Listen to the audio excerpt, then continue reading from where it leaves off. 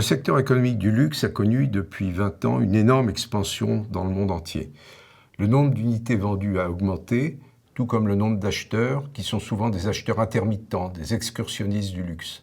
On observe aussi de nombreuses extensions des marques de luxe vers des produits plus accessibles, vers des catégories moins coûteuses, comme le parfum, et l'apparition de nouvelles marques.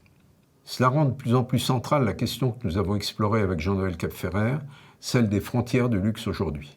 Où commence le luxe? À quoi peut-on dire qu'une montre est ou n'est pas une montre de luxe? À quoi peut-on dire qu'un sac à main est ou non de luxe? Qu'un hôtel est ou non de luxe? Pour répondre, on pourrait passer en revue les nombreuses publications sur le luxe ou interroger des dirigeants de maisons de luxe ou des gourous. Avec Jean-Noël Capferrer, nous avons adopté l'approche inverse. Nous appuyer sur les consommateurs eux-mêmes, analyser comment ils répondent à cette question de la frontière du luxe.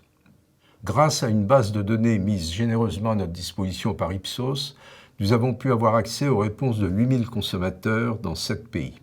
Nous ne souhaitions pas répondre à propos d'une seule catégorie de produits de luxe, les montres par exemple, mais avoir une vision large couvrant de nombreuses catégories. Cela nécessitait d'analyser un critère commun à toutes ces catégories, plutôt que de changer de critère d'une catégorie à l'autre, en observant par exemple la complexité des mécanismes pour les montres, la qualité du cuir et la finition pour les sacs, les services annexes pour les hôtels. Le critère commun qui s'imposait était donc le prix. D'où notre question, à partir de quel prix peut-on dire qu'une montre est une montre de luxe?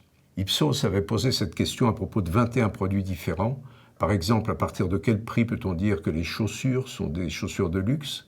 On interrogeait que les personnes qui avaient acheté récemment un article de luxe dans la catégorie ou qui en possédaient un. Quelles sont nos principales conclusions? Tout d'abord, les consommateurs ne sont pas surpris par la question sur le prix minimum d'une montre de luxe. Ils y répondent sans problème, ce qui confirme le rôle central du prix dans la perception du luxe. La principale conclusion de notre recherche est la très grande hétérogénéité des consommateurs. Un très grand nombre de consommateurs situent la frontière du luxe à un niveau très bas, par exemple à 100 € pour une montre. Un tout petit nombre la situe très haut, à 5 000 €, voire 12 000 € pour une montre, et le nombre de réponses diminue très vite avec le prix.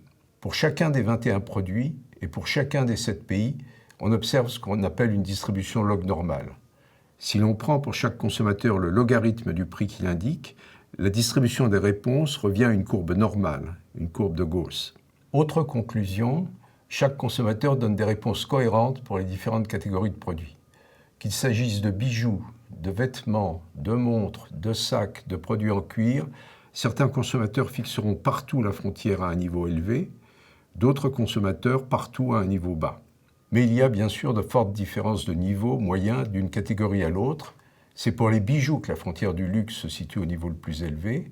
Viennent ensuite les montres, les vêtements, les sacs, les chaussures. On observe donc chez chaque personne une vision cohérente des frontières du luxe, même si les consommateurs ont bien assimilé qu'elles ne se situent pas au même prix pour toutes les catégories. Dans l'article, nous décrivons également les différences entre pays dans le niveau de la frontière du luxe. Nous identifions aussi les facteurs explicatifs de la frontière perçue par chaque consommateur. Ce sont principalement le revenu, l'âge et l'immersion préalable dans le luxe.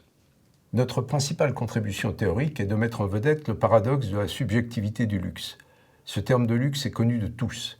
Il reprend la même racine latine, luxus, dans presque tous les pays. Mais la vision associée à ce terme unique est subjective, personnelle. Chacun voit la frontière du luxe à sa manière. Et chacun se convainc sans doute d'être dans le domaine du luxe dès qu'il a passé cette frontière. Les implications managériales pour les marques de luxe sont importantes. Il faut faire varier le positionnement et la gamme pour les adapter à des cibles très hétérogènes. Cela passe sans doute par des portefeuilles de marques plutôt que par une marque unique.